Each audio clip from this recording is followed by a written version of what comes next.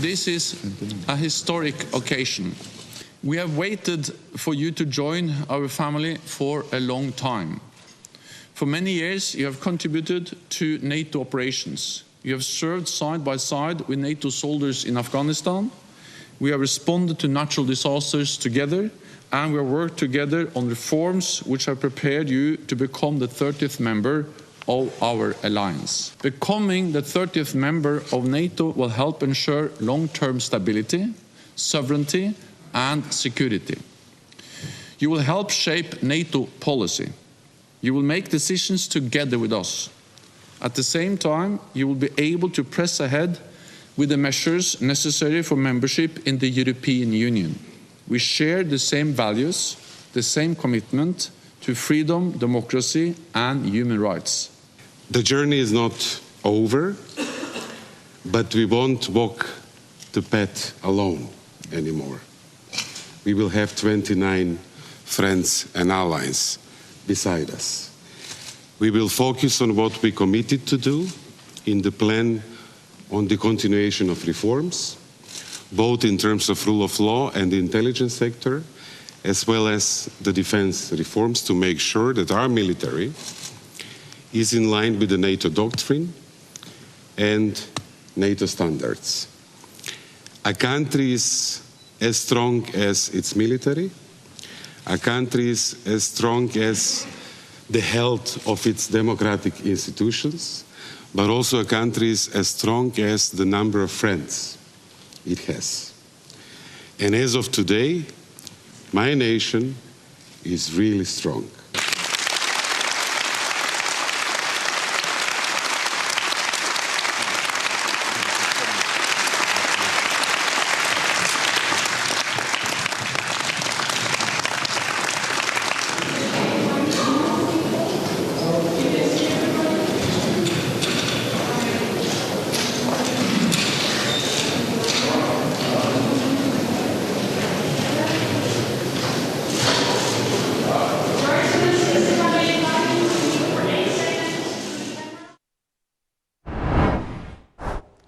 Речиси 26 години по одлуката за стапување на Република Македонија во членство во НАТО, донесена од Собранието на Република Македонија на 23 декември 1993 година. 20 години по добивањето на статусот кандидат за членство. 11 по несреќното грчко охи во Букурешт. Македонија денеска зачекори кон полноправно членство во НАТО. Ден на историско одбројување. На месеци, кога македонското знаме ќе се крене пред седиштето на Алијансата и на денови до новата уставна реалност и официализирањето на новото име на државата, Република Северна Македонија. Денес е историски ден, е констатацијата што најмногу се слуша. Но зад одекот на силниот аплауз за добре дојде од седиштето на НАТО, останува и гласот на негодување. Платили Македонија превисока цена и ќе остане ли тоа горчина што и натаму ќе ја подјадува и дели нацијата. На успехот му претходеа многу премрежија, предстојат многу предизвици. За сето тоа, вечерва во топ тема на ваша страна гостин вице-премиерката и министар за одбрана Радмила Шекеринска. Добро вечер и добре дојдовте. Добро вечер. Ново историски ден. Има ли нешто поубаво од успехот? Честито, драги сограѓани, протоколот за нашиот влез во НАТО е потпишан, беше вашата прва реакција преку социјалните мрежи, идентично со повеќе пораки се обративте и на пресконференција, но верувате ли дека со ист восхит оваа порака, особено честитка до граѓаните, е прифатена и од сите граѓани? Јас денеска, за да се подсетам каде бевме, за да се подсетам колку бавно во одредени периоди и колку брзо во некои други се одвиваа работите, во мојата канцеларија ја закачив и одлуката на Собранието на Република Македонија од 93-та и она писмо и покана кој што ги добивме минатата година заедно со слика од овој протокол. Мислам дека понекогаш забораваме да погледнеме назад и да видиме каде сме погрешиле, а каде сме донесле вистински одлуки. Оваа одлука на собранието во 93 година била вистинска одлука. Нешто подоцна, кога собранието ја потврди времената спогодба со Грција, ги слушавме истите критики, ги слушавме истите апели да не се решава прашањето, да се одложи за подобри времења. 20 и кусур години подоцна констатиравме дека времената спогодба со сите мани и овозможи на оваа држава да опстане во најтешките 90 години. И истите критичари кои тогаш велеа тоа е погрешен потез, сега кога го потпишавме Преспанскиот договор и сега кога влегуваме во НАТО, повторно не бомбардираат со истите катаклизмични сценарија и истите критики. Но ако веќе говорите верувајќи дека, дури констатирајќи дека времената спогодба сме изгубила. А и таа обвинуваа дека е погрешен потез. Да се концентрираме на топката, како велат во фудбалот, да се концентрираме на стратешките цели. Најубаво ќе беше ако можевме 93-та да побараме членство и со дел од Централна и Источна Европа да се приклучиме на крајот на 90-тите. Но Македонија секогаш имала повеќе проблеми од останатите. Секогаш требала да реши поголем број на прашања. Дали е тоа фер, не е фер. Ама политичарите се бираат и во такви ситуации да носат одлуки посветени на тоа што и треба на Македонија денес, но и што ќе и треба за следниве 10 години. Годините навистина покажуваат дека се срушени многу рекорди, 18 акцијски планови како што немала ниту една држава, меѓутоа во тој низ на документи не може да се прескокне и она Охио од Букурешт, кое пак не е наша вина, бидејќи многу работи можеби се и наша вина. Не сакам да гледам 10 години наназад, мислам дека овие 10 години зборевме и од повеќе што треба за тоа што се случило, што не се случило. Мислам дека лекции треба да се извлечат од тие моменти, но сега е моментот кога не смееме да дозволиме такви грешки. И во поглед на нашето НАТО членство, и во поглед на нашето ЕУ членство. Денеска е историски ден. И сите, јас малку гледав социјални мрежи, читав медиуми, домашни, влеговме во клубот. И денеска на тој успех се надоврзаа дури и најголемите критичари. Знаете како кога нешто ќе успее, сите сакаме да биде дел од успехот. И покрај сите критики, едно ќе остане запишано. А тоа е дека денеска ставивме печат дополнителен и на нашата независност, и на нашиот суверенитет, и на нашата безбедност. Печат за кој плативме многу во изминатиот период и не успеавме да стигнеме до таму. Сепак сте свесни дека тој глас на револт и горчина, дека е платена превисока цена со промена на името, нема така да стигне и дека ќе ве следи и натаму, дури и еве во вакви моменти и во вакви денови и дури и на денот кога македонското знаме и официјално ќе се крене. Особено во ситуација кога ова прашање се користи дома за политички надпревар, па денеска наеднаш имаме една сосема збунувачка реакција на опозицијата. Го поздравуваме успехот, ама не чини договорот, а договорот беше заради да се дојде до успехот. И тој дел од граѓанството останува и натаму со тие дилеми. Значи, ако ние имаме целосен консензус за сите прашања, нема да се викаме демократска земја. Нормално е да има разлики. Меѓутоа, јас сум убедена дека голем дел и од граѓаните кои што во одредена фаза и критикувале, знаат дека ова што денеска се случува е добро за нив, за земјата и за нивните деца. И ние сме апсолутно свесни и прифаќаме и мислам дека е тоа коректно. Политичарите сите ние да платиме политичка цена. Ама да престане Македонија да плаќа политичка цена. Ние изгубивме една декада затоа што политичарите на власт беа спремни Македонија да ја плаќа цената, само тие да го штедат политичкиот капитал. Па зошто сме избрани? За да траеме вечно или државата да ни трае вечно? И свесна сум, но денеска мислам дека и вие сте свесен дека реакцијата на огромен дел од јавноста е реакција на радост, олеснување и мало охрабрување. дека кога нешто ќе решиме, успеваме да ги исполниме нашите планови. Година и половина недели од моментот кога Македонија беше земја на раб на граѓанска војна. Каква безбедност, каква стабилност, какво членство во НАТО. Да спомневме тогаш датуми, никој немаше да верува. Заради тоа што изгледаше нереално. Од она помирување што го најавивте и што го посакувате, но за тоа подоцна. Уште вчера лидерот на опозицијскиот ВМРО ДПМН порача дека, вели, ќе цитирам, секој успех на Република Македонија го поздравувам, иако Заев го направи тоа на недостојствен начин, тргуваше со она што минатите генерации го платиле со своите животи и го направи тој чин недостојствен. Но секој процес што значи подопрување на животот на граѓаните го поздравуваме. Во право сте, нелогична е изјавата, но не сакам многу да ја коментирам.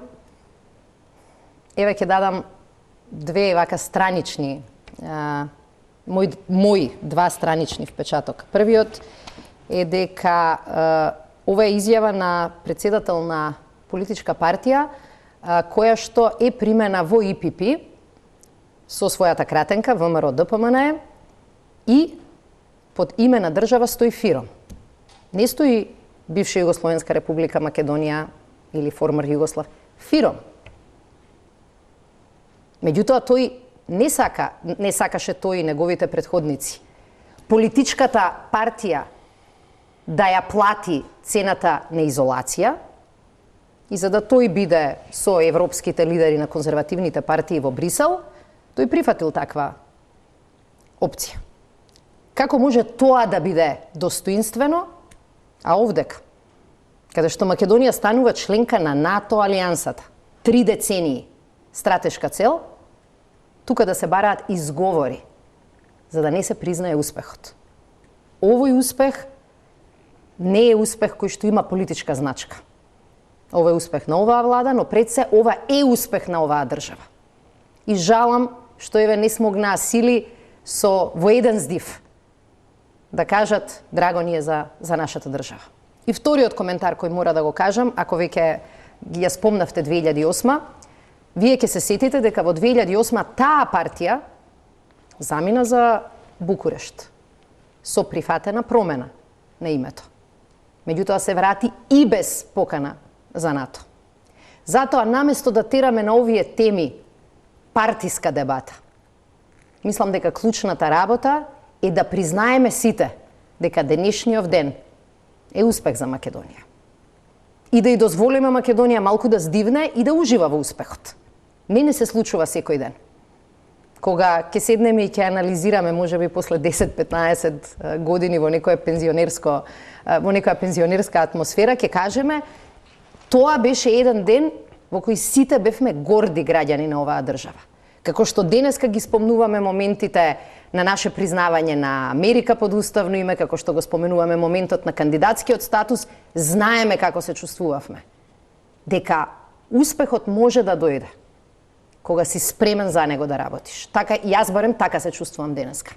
И мислам дека голем дел на наши граѓани се чувствуваат така, дека дојде момент и заслуживме да се израдуваме на еден успех кој што ќе не обои позитивно сите, без разлика на партијата. Пред малку пред емисија на брзина прочитав еден коментар на Deutsche Welle, објавен не на англиски, но од македонски автор, во кој меѓу другото се вели се поставува истото прашање дека вредеше ли цената што се плати и меѓу другото дека Република Македонија нема да го доживее моментот на својот најголем успех на надворешно политички план, бидејќи практично во моментот на постапката за ратификација, на почетокот на ратификацијата на протоколот, ќе почне да живее Северна Република Македонија.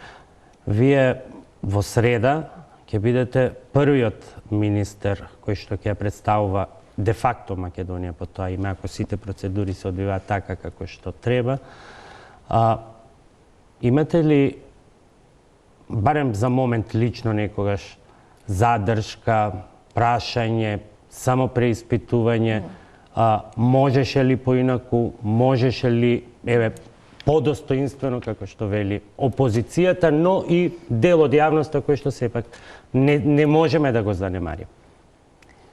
Мислам дека како човек и како одговорен човек, нормално е секој од нас во процесов постојано да се испитува. Постојано да вели кога требаше различно да постапиме. Кога ја сгрешивме работата. Кога државата донесе погрешна проценка. Дали можевме побрзо, подобро. Овие прашања си ги поставував и на последниот состанок кога се среќавав со колегите министри за одбрана. Меѓутоа, знам една работа, дека оваа држава плати голема цена на неносењето одлуки. И при тоа таа цена не ни го спаси дури овој национален интерес кој што вие го велите, да го заштитиме уставното име. Че тоа што ние 10 години останавме пред вратата на НАТО, не значеше дека нашето уставно име Република Македонија беше позаштитено. Напротив, еден голем дел на држави и еден голем дел на организации меѓународни почнаа по-систематично да ја користат привремената спогодба на сметка на името. Така што јас следната недела во Брисел ќе имам чест да ја представувам оваа земја како македонка, која ќе има можност да следи еден дел од настаните и на македонски јазик, и министер за одбрана на Република Северна Македонија.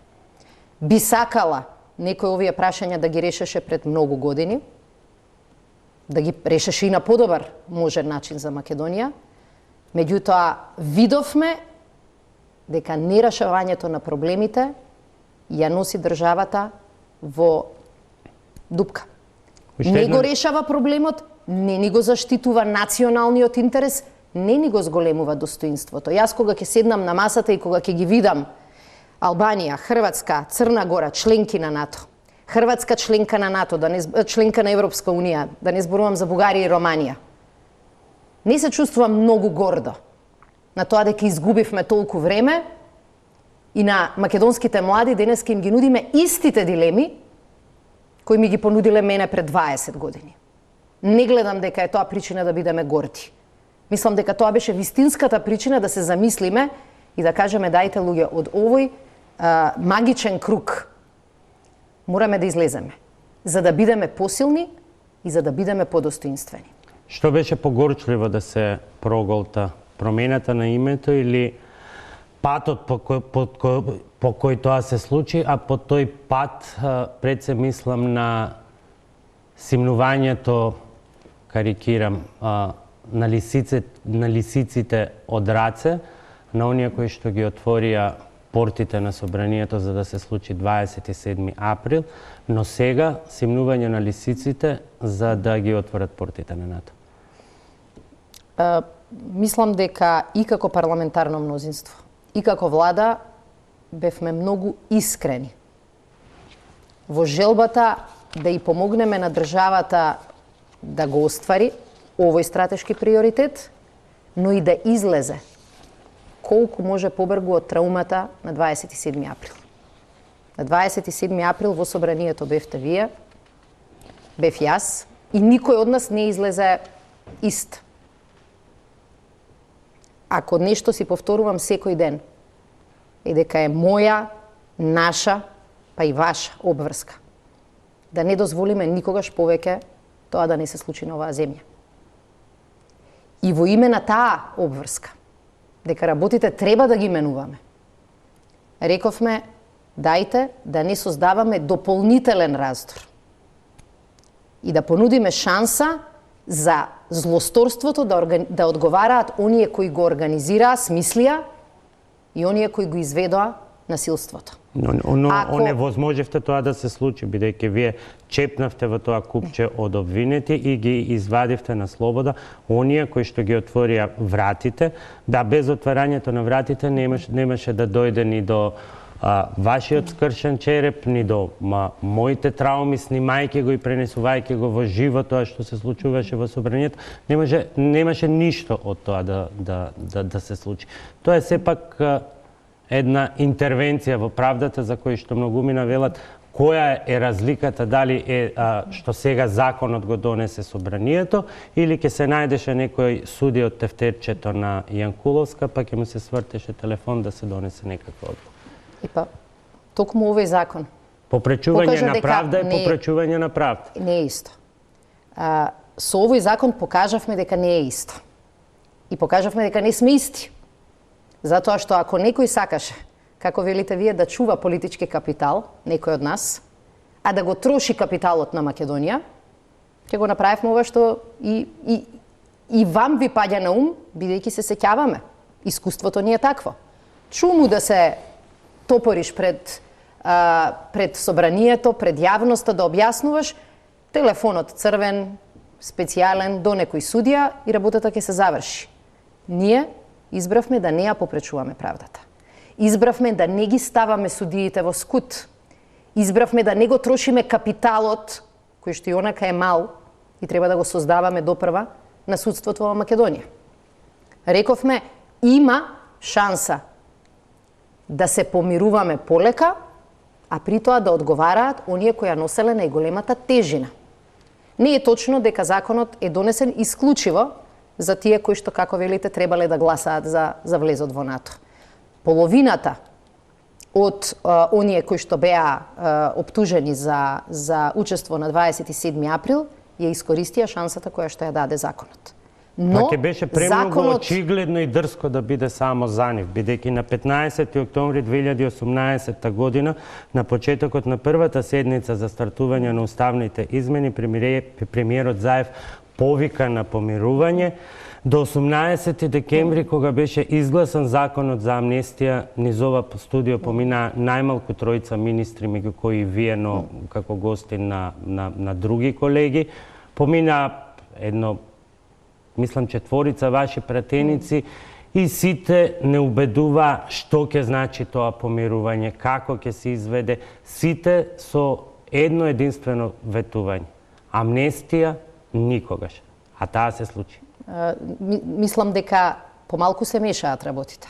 Ние секогаш зборувавме за прашањето на 27 април сосема издвоено од прашањето на амнестија кое што ВМРО ДПМН го бараше во јули месец кога ги почнавме пегатиските. За вас беше помирување, па стана помилување, па дојде селективна амнестија. Немало помилување, знаете кој е одговорен во државата за помилување, затоа не мора да ги мешаме и овие странични играчи. Значи, амнестијата која што нас ни ја бараше ВМРО ДПМН не се однесуваше на воопшто на оние кои што учествуваа во насилството на 27 април. Тие ги користеа како алиби, но кога седнавме на маса, единственото барање беше да се обезбеди амнестија за сите оние гонети од специјалното јавно обвинителство. И јас се сеќавам во едно интервју, ако не се лажам, во Фокус, токму за тоа зборував. Ги спомнуваат во медиуми овие обвинети за 27 април, но зад затворени врати зборуваат исклучиво за амнестија, за криминалот и корупцијата, од Груевски надолу. Ние постојано кажувавме дека тој тип на преговори, на тема која се отвори од 2015, ние не можеме да прифатиме. И го одржавме зборот. Меѓутоа, на темата 27 април, мислам дека и СДСМ и пратениците во собранието покажаа дека политичарите не се толку себични, зашто обично не критикуваат. Знаете како, луѓето велат, политичарите во Македонија гледаат сопствен интерес, се многу одмаздолюбиви и никогаш не забораваат. И па сега во ситуација кога требаше да мислиме дали да не забораваме... Зошто тогаш тоа помирување го филувавте со разни епитети и еуфемизми, а не со она што беше изгласано како закон за амнестија. 15 октомври 2018, 18 декември 2018, период во кој што во меѓувреме се користеа сосема различни формулации за да се избегне од суштината. Формирани меѓупартиска работна група. Таа работна група формираше 3 подгрупи. Освен законот за амнестија, не сме слушнале дека е проработено на некоја друга фаза од помирувањето, бидејќи велевте дека тоа треба да почне и по вертикала и по хоризонтала во целото општество. Тука не се согласувам, колку што јас знам во собранието и некои од овие групи работат и на голем дел од реформските закони кои влегуваа во собранието, отворија и стигнаа до негде во поглед на дискусиите за реформи во собранието на Република Македонија, што е исто така важно. И тоа не се теми кои што можеби не би се вас толку атрактивни да се покријат. Меѓутоа, тие се важни не само за помирувањето, туку за нашето одлепување од дното. Меѓутоа, ако веќе зборуваме за моралните и за етичките, па и за правните дилеми, еве ќе ве прашам, неспоредливо е. Ама, јас се сеќавам на многу книги и филмови што сум ги гледала за состојбите во Германија после падот на нацистите. Неспоредливо е. Втора светска војна, милиони жртви.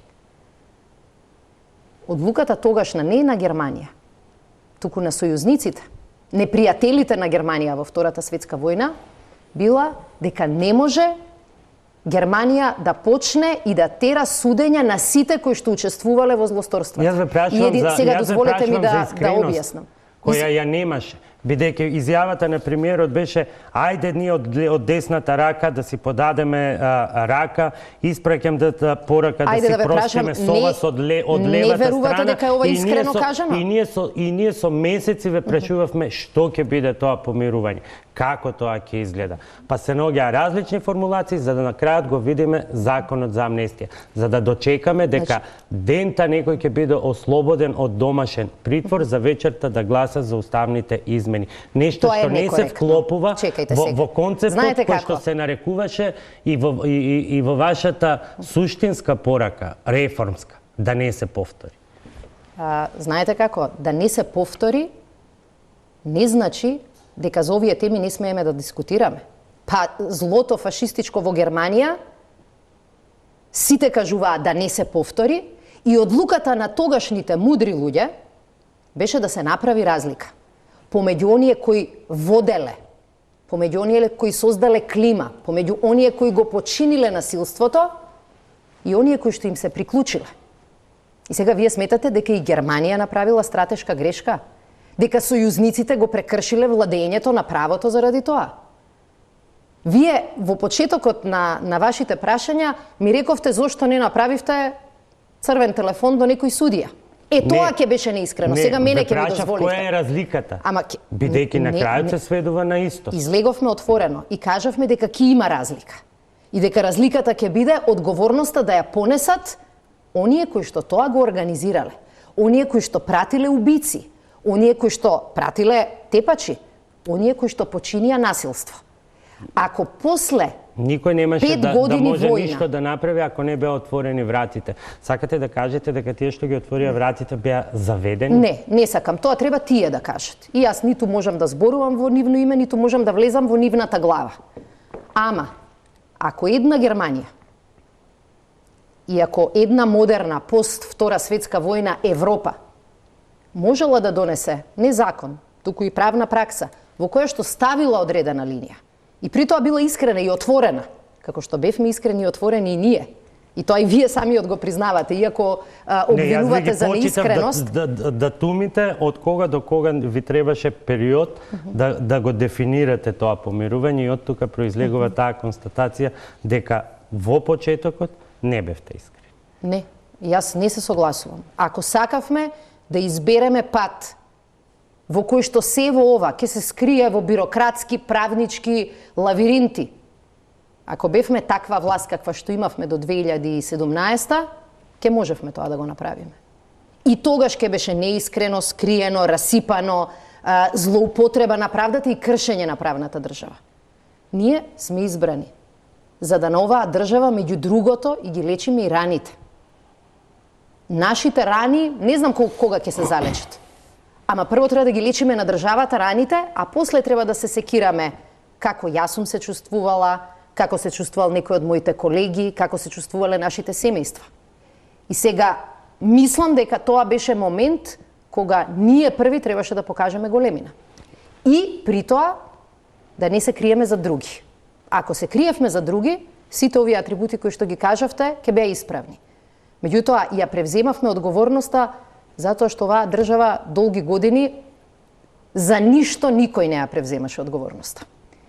И наместо да бараме која била причината, кој бил мотивот, мислам дека треба да се фокусираме на тоа што е целта.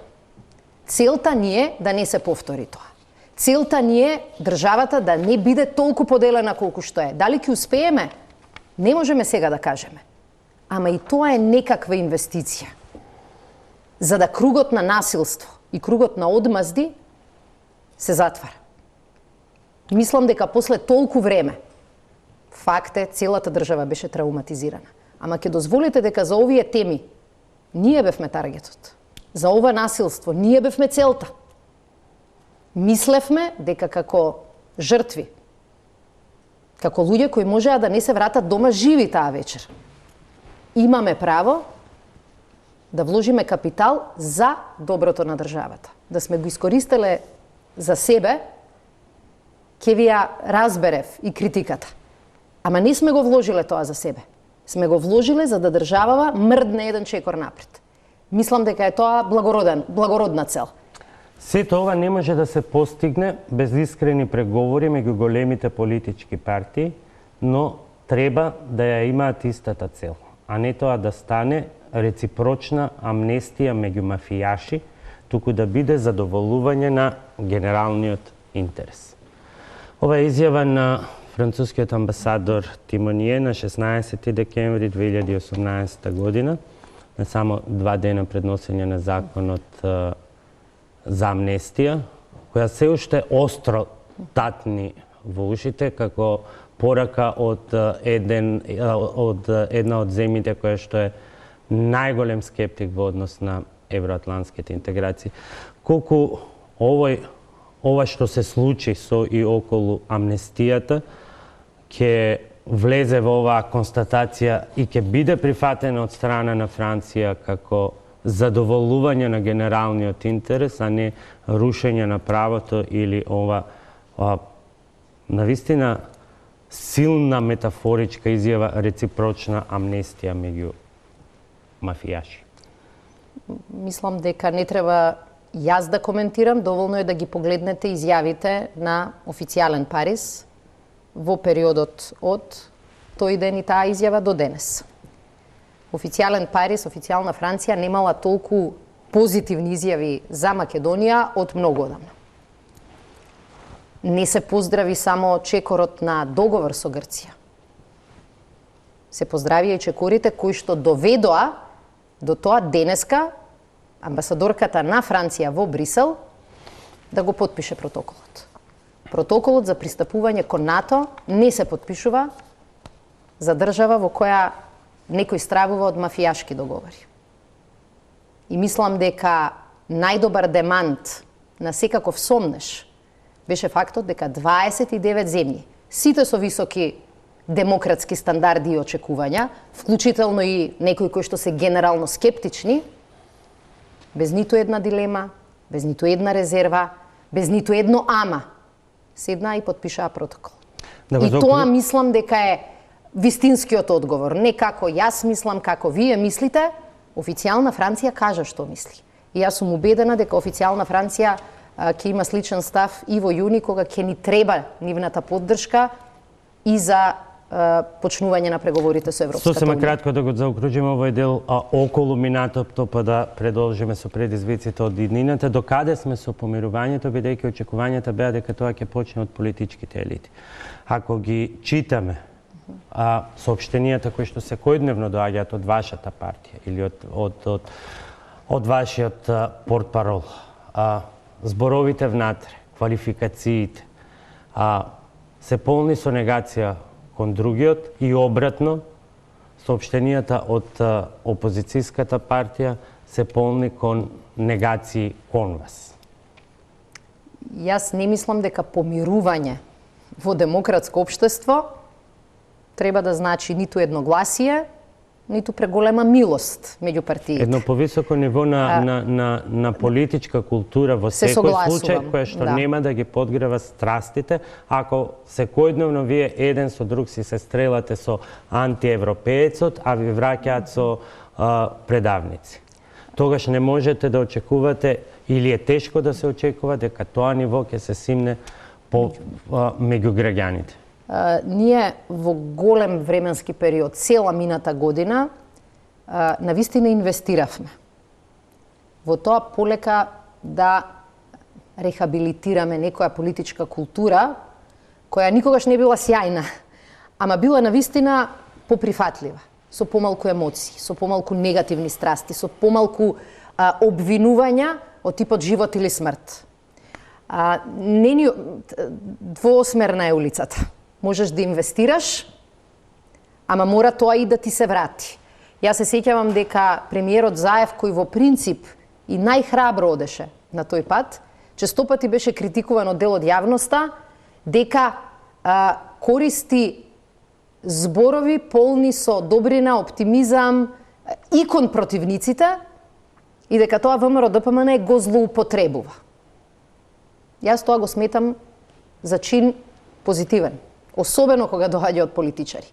Меѓутоа, за да имате променета политичка култура, факт е дека промени мора да се случуваат од двете страни. Ние ќе продолжиме да се трудиме да ја градиме таа повисока култура. Но верувајте дека често пати забораваме какви зборови се користат кога се водат дебатите и во други држави на кои што сакаме да се угледаме. Погледнете ги, еве, ако гледам дебати во нашето соседство. И Хрватска имаше неколку епизоди во собранието, кои што не се секогаш најпозитивни. Погледнете го парламентот во Велика Британија, погледнете ги дури и дебатите во Европскиот парламент. Од епизода до реалност има многу голема разлика. Тоа се сепак епизоди. Јас не би рекла, повеќе го следам, например, поатрактивен овие денови парламентот во Велика Британија не страда од преголема политичка коректност.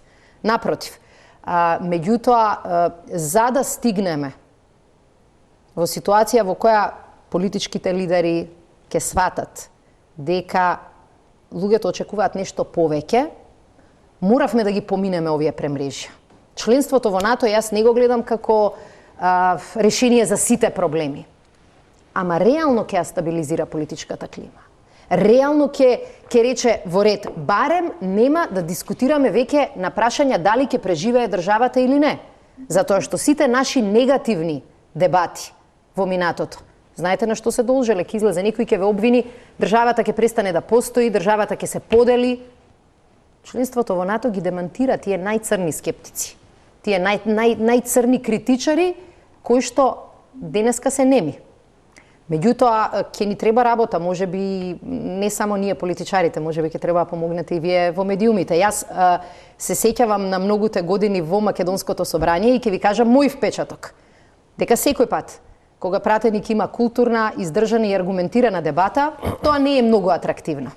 Ако двајца пратеници искористат највулгарни зборови еден против друг, тоа е прва вест. И тоа треба да се менува. Без при тоа ние да се мешаме во вашата работа. Ама да се подигне нивото, значи да се подигне нивото во чашата. Водата, сите треба да го подигнеме нивото. И да кажеме дека ќе им дадеме шанса на луѓето, на политичарите и на политиките, кои што создаваат минимум консензус. Не околу сите прашања, но минимум консензус. Оно што сите го нарековте и го нарекоа историски ден, е и ден на престанок на изговори. Изговори во смисла потрошена, фокусирана енергија на едно поле. Немавме време за економијата, немавме време за судството, немавме време за антикорупцијска битка и така натаму.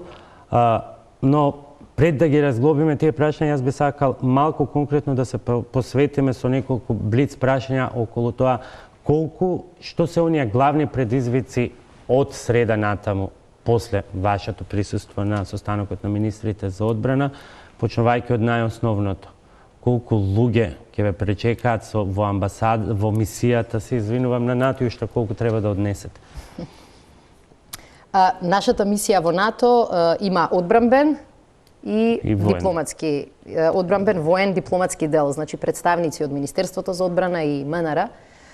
Според нашите планови, целта ни е во мисијата наша во НАТО да имаме 15 представници на Министерството за одбрана, од кои најголемиот дел ќе бидат воени лица. Значи фокусирани на воената соработка, најверојатно 10 и 5 цивили или државни службеници. Во моментов таму имаме 4, многу брзо ќе бидат подкрепени и помогнати со уште 2 избрани државни службеници и воено лице, и во тек се и конкурси за уште 3 места. Така што јас очекувам релативно брзо во следните 2-3 месеци таму да имаме 9 до 10 лица и до крајот на годината да ги пополнуваме и останатите.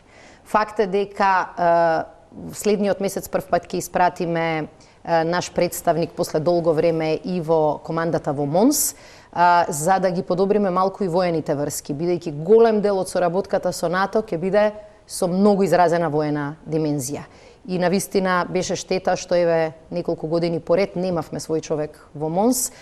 Сега испитуваме можноста да испратиме своји луѓе и во другите команди. Меѓутоа оваа година испланиравме, обезбедивме зголемување, повеќе од 100% зголемување на бројноста на персоналот во мисијата, меѓутоа и тие, сите заедно, оваа година ќе имаат неверојатно многу работа.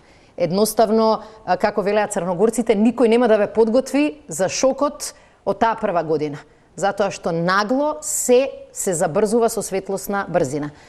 Она што е важно е дека во сите овие разговори кои што ги имавме со НАТО минатава година и половина, околу стратегискиот одбранбен преглед, околу планот за продолжување на реформите, неподелен беше впечатокот дека ги имаме вистинските луѓе и дека ги имаме ресурсите да бидеме успешни. Така што луѓето се тука, ќе ни требаат добри поединци и во Министерството за одбрана, и во Генералштабот, кои што тоа дома ќе го спроведуваат, но ги имаме луѓето и мислам дека тие луѓе Македонија и досега успеваат да ја представат во одлично светло. Направени се пресметките за така наречените годишни котизации, ајде да поедноставиме, придонеси, да поедноставиме за гледачите. Мислите во буџетот на НАТО? Да. Според разговорите кои што ги имавме со НАТО, проценките, калкулациите, негдека околу 1,2 милиони евра ќе контрибуира, ќе придонесува Македонија во буџетот за НАТО. Ќе се сложите дека тоа не е голема сума. Факт е дека најголемиот дел од инвестирањето во НАТО е всушност инвестирање во нашата одбрана и во нашата армија. А дека овој дел на трошоци не се тие трошоци од кои што зависи, да кажам, буџет на една земја. Имаше едно прашање од странски колега денеска на пресконференцијата во Брисел, што може Македонија да придонесе за НАТО со оглед на тоа што е мала земја. Меѓутоа, со 18 акцијски планови, 4000 припадници на АРМА досега како дел од мировните мисии на НАТО и партнерските земји, очигледно непознати податоци за странските колеги, меѓутоа во контекст на опремувањето и предизвиците кои што предстојат. Се говори за нови безбедносни предизвици, се говори за сајбер криминал, сајбер тероризам и така натаму, да не набројувам, додека реалните предизвици на терен во македонската армија се пресконференции кои ќе се набават и 7000 пара чизми. Не е тоа фрустрирачки малку? За мене беше многу фрустрирачки да бидам избрана за министар за одбрана и да сватам дека првиот логистички проблем е да се нема чизми и униформи. И кога ќе го видите тој проблем, многу фрустрирачки, и кога ќе видите тој проблем, што да кажете? Ајде да инвестираме во сајбер одбрана. Тоа е неодговорно и нереално. Оваа година и половина, може би овој пример покажува дека не се занимававме со изговори. Ја знаевме точната цел, НАТО членство, особено во ресор одбрана, Значи, тоа е стратешката цел. Сите активности беа фокусирани таму. Но кога ќе гледате, како би рекла, кон звездите, треба да водите сметка и нозете да ви бидат на земја, а не да летнете кон звездите. И затоа ја обезбедивме стратешката цел протокол за пристапување кон НАТО, но не заборавивме да ги решаваме реалните проблеми кои ги мачеле и ги мачат сите припадници на армијата на Република Македонија. Нема лочизми. Мене ме фрустрира. Не е проблем што јас сум го создала. Ама ако го решам, зар мислите дека тоа не е вест? Немало униформи години со ред. Срамота е. Ама тоа е ситуацијата која што ја наследивме. И мислам дека и кога дискутираме за другите големи теми, судство, корупција, реформи во администрација, ве молам да не забораваме од каде тргнавме. Еве, во армијата тргнавме со основни прашања. Нема чизми, нема униформи, нема гуми и акумулатори. За каква модернизација ќе зборувате, ако прво не ги решите овие суштински проблеми? Успеавме да обезбедиме навистина сериозен пакет реформи. Ама покажавме и дека дневно, оперативно ги решаваме проблемите кои ги гледа секој со своји очи. Се сеќавате на сликите село Тейп околу чизмите? Се сеќавате на сликите на скината униформа? Како можеме да зборуваме за модернизација ако прво тие не ги решиме? И навистина мислам дека е плюс за армијата, па и за Македонија. Дека овие прашања ги решивме, за да оваа година можеме фокусот да го свртиме кон вистинската модернизација. Прашањето не е без причина, бидејќи тоа рамноправно столче за кое што говорите, носи и обврски. Носи и обврски веќе од сега натаму многу повеќе кон самофинансирање и на учеството во мисиите и кратење на донациите, на помошта која што до сега ја добиваме. Таа нема да секне, но нема да биде со истиот оној интензитет кој што до сега го имаш. Ќе има друга форма.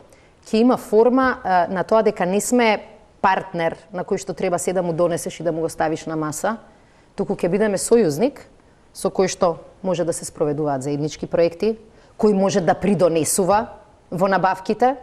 Минатата година ние за прв пат обезбедивме комбинација на средства од буџетот на Соединетите Американски држави со средства од буџетот на Република Македонија. И инвестицијата беше таму каде што е најпотребна. Ги спомнавте тие области.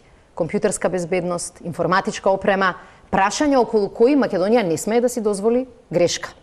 Значи, ние како држава сме покажали и сериозни епизоди, и сериозно однесување, и сериозни придонеси кон НАТО. Ги спомнавте 4000 војници, тоа е повеќе од половина од нашиот армиски состав. Биле на операција најчесто предводена од НАТО. Тоа не е малку.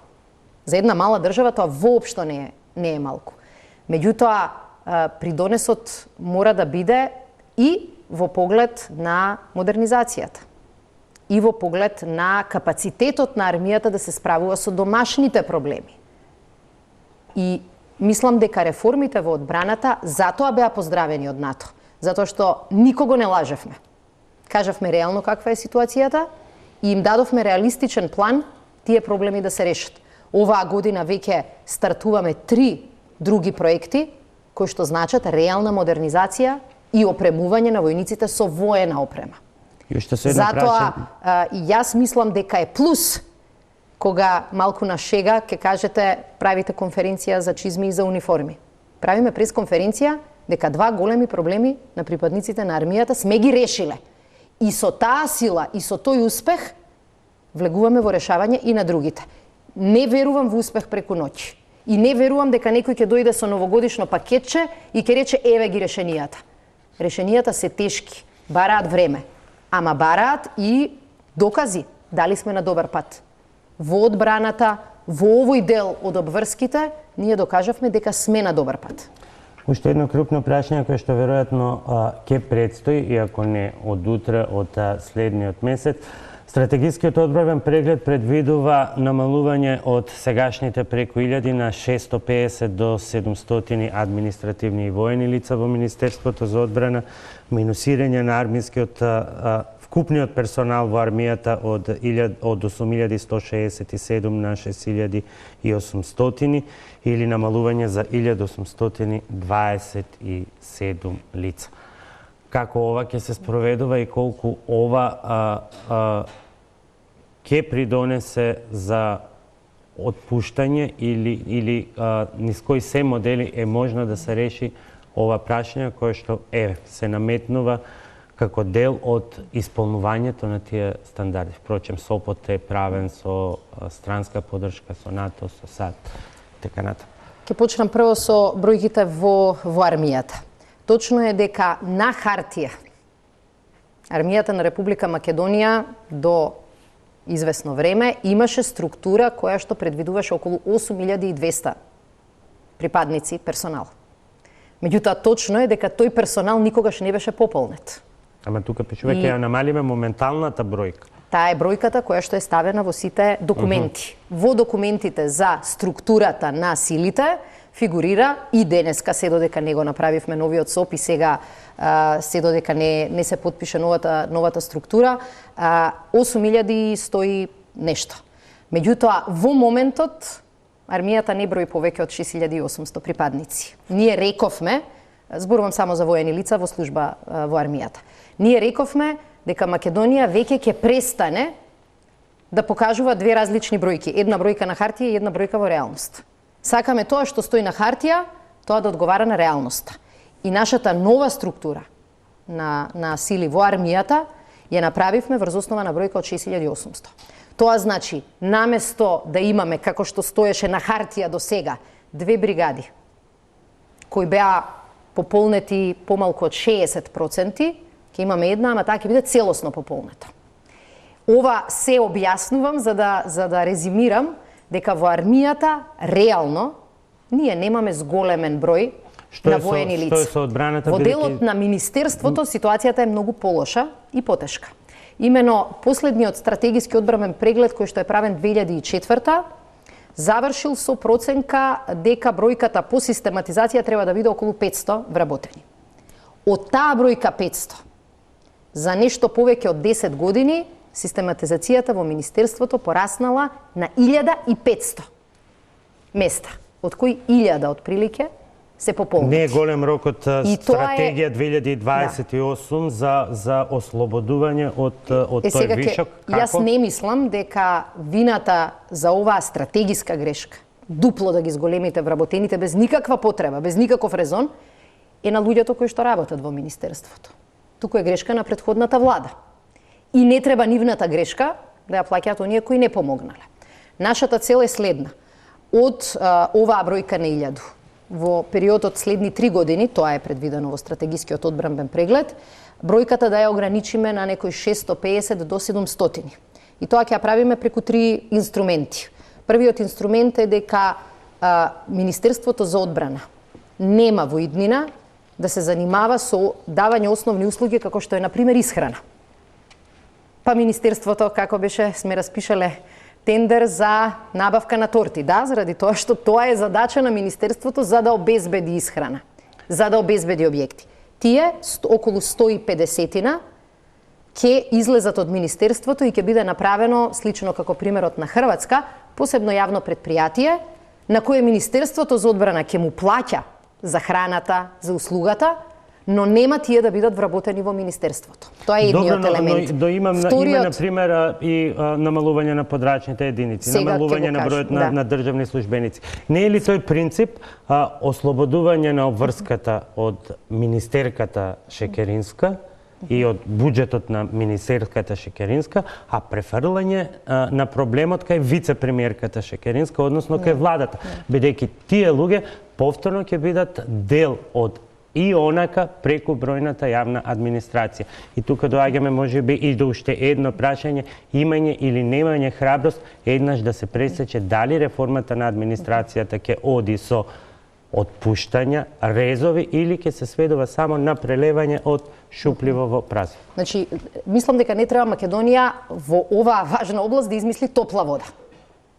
Не треба да измислуваме топла вода и не треба да мислиме дека овие работи никаде не биле проблем или никаде не биле решени. Ние минатата година почнавме една соработка со Хрватска токму на оваа тема. Министерството за одбрана во секоја држава плаќа за храна. И сега што мислите? Полесно е да плаќаме на храна, па да имаме предпријатија приватни, па нив да им плаќаме, па после да имаме успешни или неуспешни тендери, или да имаме државно предпријатие, како што е случајот во Хрватска, кој што ќе се работи и пазарно.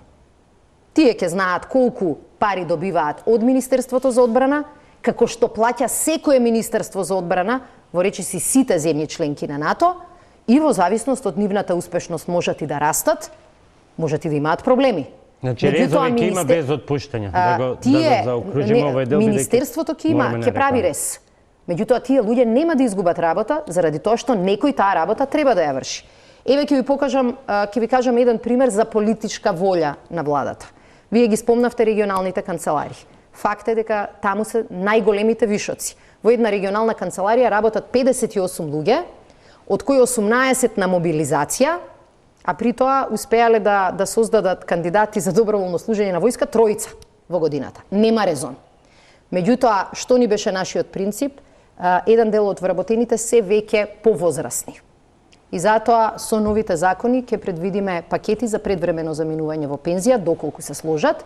И второ, ниту едно место што во овие година и половина се ослободи по принцип на пензионирање или прерано заминување од работа, не го пополнивме.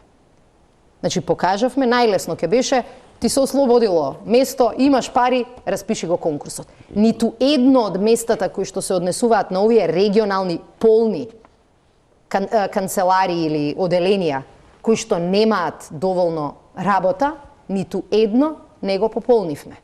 И мислам дека тоа покажува дека оваа влада има политичка волја да не ги повторува грешките од минатото. Затоа што цената на крајот ќе ви стигне. Меѓутоа, знаете зошто ни беше полесно да имаме политики и точно решенија? Затоа што во Министерството за одбрана ние завршивме со функционалната анализа, ги направивме сите споредби со НАТО земјите членки во изминатата година да и половина. Да не ја пресликувате сликата на целата влада и на цела администрација, каде што има многу поинакви принципи, договорите на дело постојано да се обновуваат, постојано да имаме нови вработувања. Ма сега ќе ви кажам, и во Министерството за одбрана имаме неколку договори за дело. Еве сакам отворено да го кажам. Јас сметам дека во период во кој што Македонија ги правеше, ги планираше, ги пропишуваше најтешките одбранбени реформи и се подготвуваше во членство на НАТО, неприфатливо е јас како министер за одбрана да не повикам неколку поранешни генерали, началници, директори да помогнат со совети. Знаете, и не само што не се срамам, него се фалам дека е така. Не зборувам за тоа, зборувам за стотици и илјадници во други сектори од администрацијата. Добро, но ме поставивте прашање за одбраната, затоа останав на одбраната. Па затоа реков дека можеби ова источок, бидејќи сепак тука постојат и правила, а го имаме, што би рекол премиерот Заев, и камшикот од надвор, се е под мониторинг, па мора да биде. Затоа дали ни треба камшикот од ЕУ или треба сами да почнеме да се камшикуваме во остатокот од емисијата по кратката пауза за реклами. Назад сме со топ тема на ваша страна. Гостин вице-премиерката и министерка за одбрана Радмила Шекеринска. Би продолжил во остатокот од емисијата со едно од прашањата кое што го начнавме, дека повеќе нема аргументи за изговори за дефокусирана енергија. Проблемите се бројни. Перцепцијата е дека администрацијата е натаму партизирана. Постои разочараност од засега парцијалните судски реформи. Клучниот пакет денеска влезе во собранието. На индексот на Transparency Македонија и натаму котира високо. Вчера остана на Freedom House во групата на делумно слободни земји. Денеска премиерот Зоран Заев рече дека прогресот и развојот се сега незапирливи, но ќе се сложите дека стабилноста и безбедноста кои што ги носи НАТО се само предпоставки кои што допрва ќе треба да се искористат.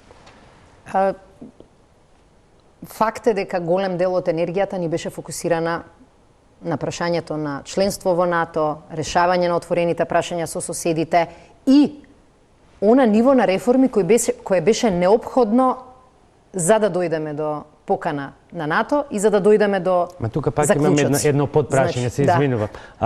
Не може сите да бевте фокусирани на тоа и да 2018 година биде година со најниско ниво на реализација на капитални инвестиции.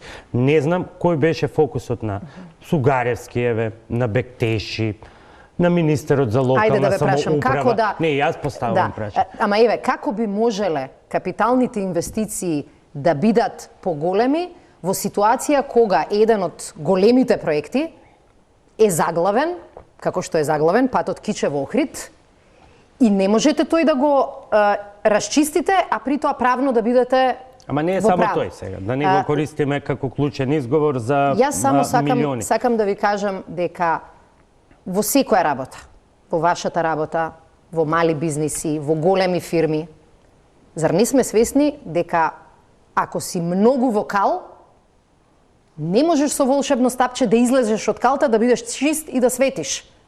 Треба време. Јас еве гледам само од еден ресор, ви ги кажувам работите како пример. Во секој ресор имате такви. Искомплицирани односи, лоши закони, измешани работи. Знаете колку се искомплицирани јавните набавки заради навиките од злоупотреби? Па ние имаме проблем да убедиме луѓе да работат на јавни набавки. Бидејќи велат, јавните набавки ти се само ризик, никој нема да каже браво, само утре ќе те плукаат или ќе те обвинуваат. Затоа што тоа беше толку искриминализирано, што вербата е целосно изгубена.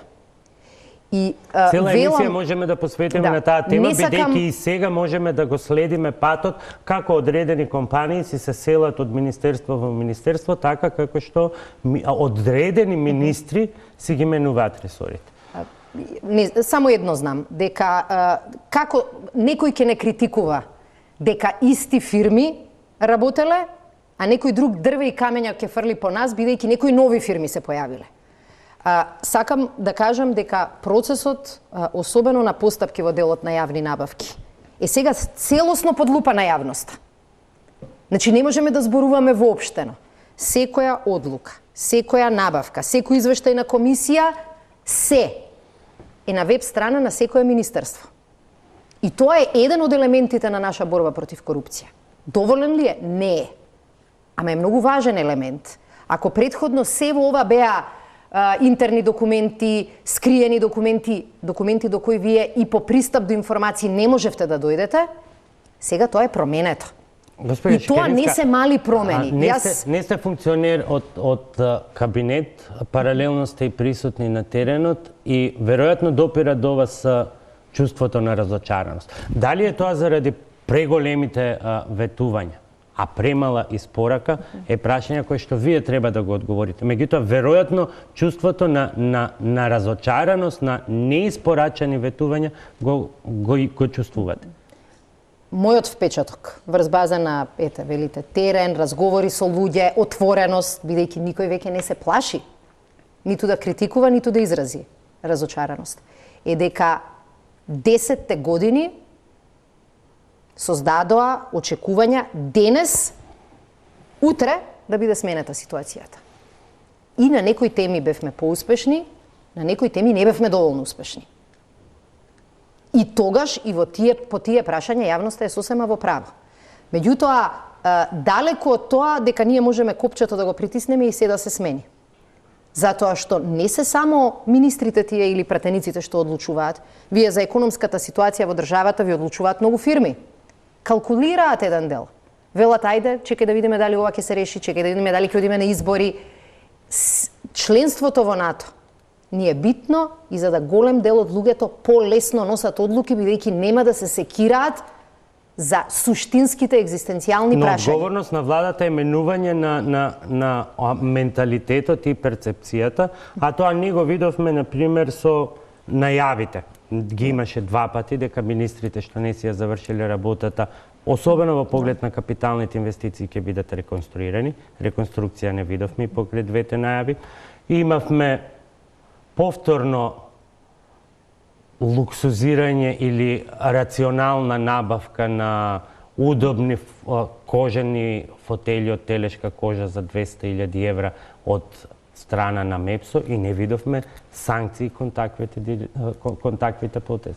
Оние прашања на кои што имавме и санкции и реакции, може би веќе се заборавија. Меѓутоа такви имаше. Имаше, но не продолжија.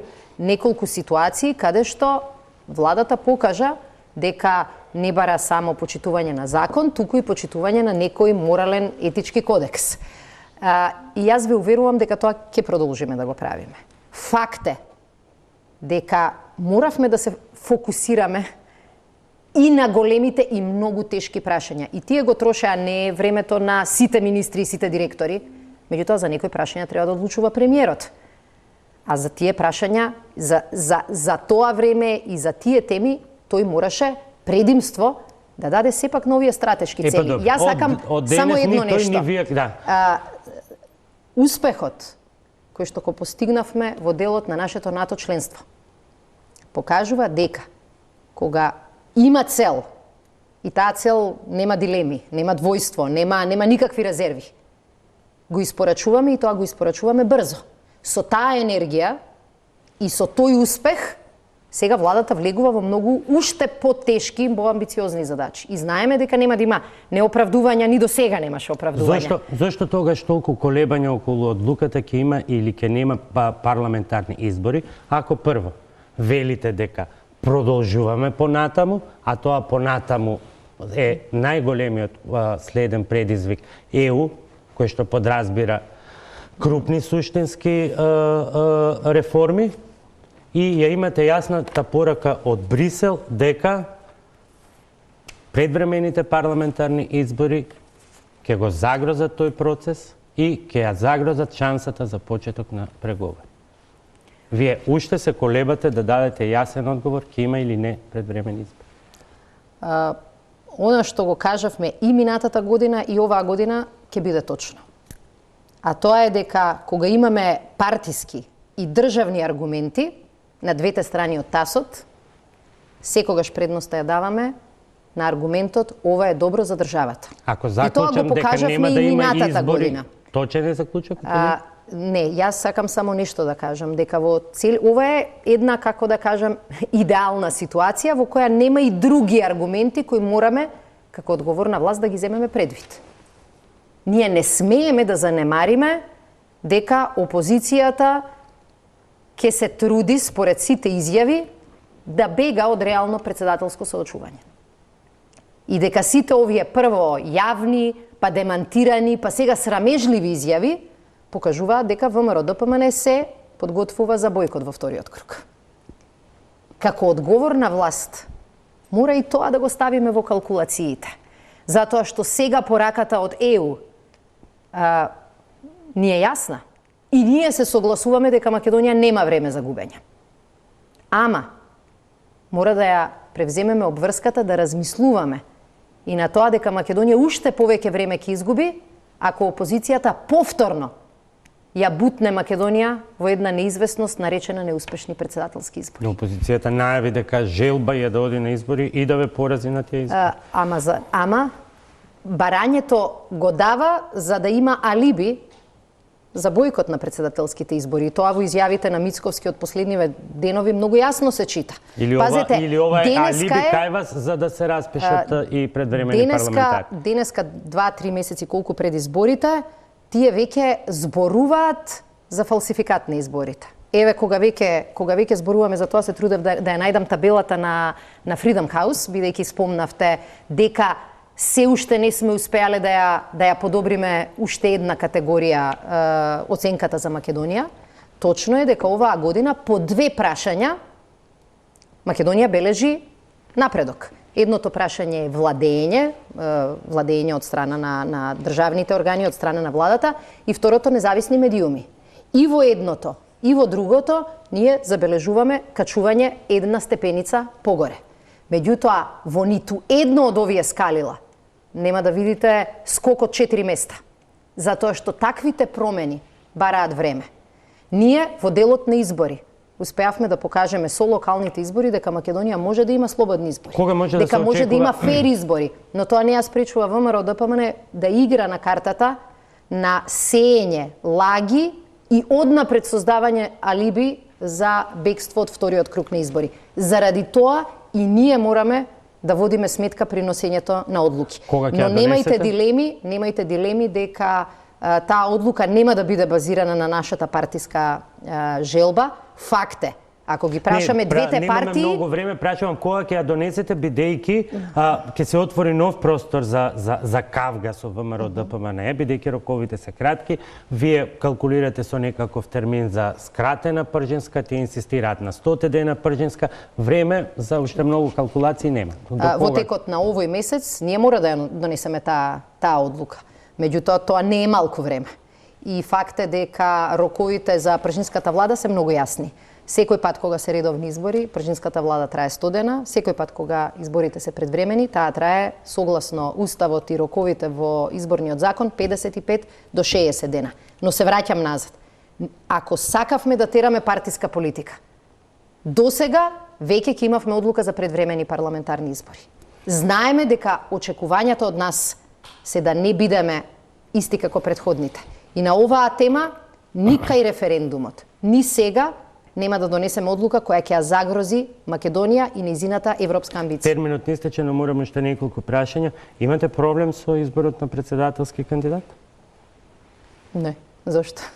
Па, затоа што со оглед на термините се чини малку несериозно и кон членството и кон граѓаните, конвенцијата или конгресот да се одржи на 3 март, што е 10 дена пред официјалниот последниот рок за предлагање на кандидатот или само 20 на дена пред официјалниот почеток на кампања. Македонија нема председателски систем како Америка, па да тера пред кампања од повеќе од една година. Немаме. Кандидатите со кои што ќе настапи СДСМ не се кандидати кои што ќе ги најдеме во архивите и преку ноќ ќе треба да им ги приближиме на граѓаните на државата. Така што носиме одлука која што е во согласност со законот, меѓутоа пред се донесовме одлука која не дозволи во најтешкиот и најчувствителниот период, наместо да се занимаваме со НАТО, со Македонија, со суштинските прашања, ние да се занимаваме со председателски избори и со кадровски прашања. Јас сум убедена дека ако го направевме тоа, многу повеќе и вие и вашите колеги и јавноста ќе не критикуваше. Сакаме овој процес да биде важен, но не сакаме овој процес да загрози се она што е важно на Македонија. И мислам дека успеавме. Каде потона согласноста или желбата за консензуален кандидат или за заедничка свадба, бидејќи еве Ахмети денеска вели на туѓа свадба, односно на конгрес на СДСМ на кој што ќе се бираат нивен кандидат, јас не одам. Јас сум убедена дека на овие прашања коалицијата ќе разговара. Ние оваа дискусија треба да ја направиме и со помалите коалициони партнери, кои што беа дел од нашата предизборна коалиција. Ги почитуваме и нив, и сите партнери во владата. И нема да ги доведеме во ситуација на свршен чин. Но сепак сметавме дека во овој момент, наместо да се занимаваме со кандидати, требаше да се занимаваме со нашето членство во НАТО. И убедена сум дека сите партии кои ја поддржаа владата го делат истото мислење, особено ДУИ. Во ниеден момент не ја загрозивме стратешката цел и во сите овие денови, недели и месеци, кога навистина беше и стресно и тешко и прилично неизвестно. Никој не играше партиска политика, никој не играше персонална кандидатура.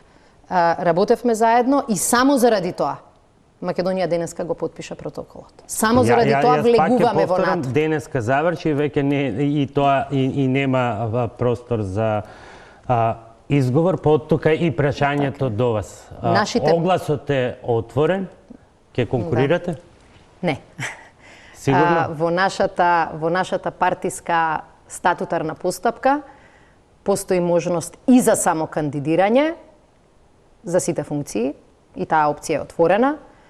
Јас лично кажав и на последната пресконференција дека можеби сум припадник на некоја друга генерација која не верува во само кандидирање. А ако ве кандидираат, би прифатиле? И јас сметам дека ова се теми на кои што прво треба да дискутираме внатре во партијата, да донесеме вистински одлуки, а не за тоа прво да зборуваме во јавност, па потоа ехото од јавноста само да го пренесеме или да го искористиме во партијата. Не мислам дека е ова најважната да се вратиме тема. на вложената енергија и фокусот досега.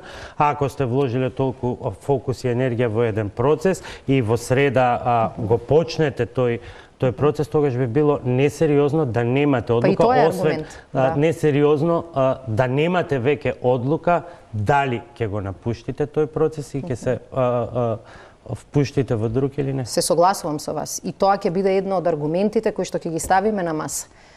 И во поглед на сите кандидати кои што се спомнуваат, и во поглед на само кандидирањето, кое што за мене се уште е некој процесот во кој не верувам многу. Ова се теми на кои што ние ќе дискутираме, ова се теми поради кои што не дискутиравме прерано. Ние практично процесот на кандидирање од страна на нашите членови што туку го започнавме. И нема резон да почнеме дискусија помеѓу нив, а ние прерано да ја завршиме. Немајте дилеми и по прашањето на избори, и по прашањето на кандидат, и по прашањето на одлуки во меѓувреме. Ке водиме сметка да не ја загрозиме нашата заедничка цел. И тоа не го правевме изминативе 2 години, тоа нема да го направиме ни сега. Покажавме таму каде што нема дилеми, таму каде што нема никакви отворени прашања, ние испорачуваме. И бидејќи така ќе влеземе сега и во овој процес, убедена сум дека ќе испорачаме добро решение и за претседателски избори, а што е најважно, ќе испорачаме добро решение и за европските одлуки во јуни. Во само 30 секунди, бидејќи навистина пробиваме, што значи она ќе не биде кое што го гледаме на профилите, социјалните профили на многу партиски функционери, порака до сите граѓани или порака до бектеши, дека може да си ја вработи сестрата во МЕПСО, до Емилија Александрова да го вработи својот син во Фондот за иновации, до дузина функционери и при тоа да се прати порака дека животот не е дошол за сите, но е многу погоден за оние кои што се на функција. Не сакам убавата вест да ја третираме како дел од овие дебати. Јас сум спремна и на тие да дискутирам, не за 30 секунди, ќе се согласите. Меѓутоа, кога ќе ми најдете држава со 2 милиони, во кој што семејствата на сите некако ќе исчезнат и за нив нема да се дискутира, јас ќе ви кажам браво. Вчера, например, дознав од едно прашање на ваша колешка дека сум имала некоја си роднина, која патем речено не сум знаела, која што конкурирала за антикорупцијска. Ја ќе ви кажам мој пример. Мојата почината баба има 40 први братучеди. Мојот починат дедо има 38 први братучеди. Своите втори и сите трети не ги познавам. Прашањето беше повеќе во контекст на вртењето нова страница и вложувањето на таа енергија која што ја рековте во нови процеси, па ова го извлеков само како илустрација на некои работи кои што се повторуваат, а не требаше да се повторуваат. Ке не биде заради тоа што многу лоши пракси ги прекинавме. Ке не биде затоа што јавноста е гласна. Ке не биде заради тоа што на секој фаул јавноста реагира и владата се коригира. Ова е демократско општество. Некогаш ни изгледа малку хаотично, малку прекомплексно, ама тоа покажува дека зрееме.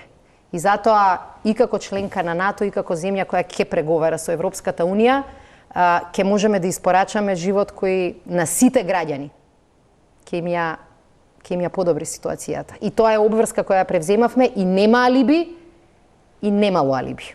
Ке го чекаме, а исто и вас, за да ве приспитуваме и во иднина. Ви благодарам што вечерва бевте мој гости. Благодарам. Почитувани, тоа беше се во вечерашното издание на Топ тема на ваша страна. Останете и натаму на Тел.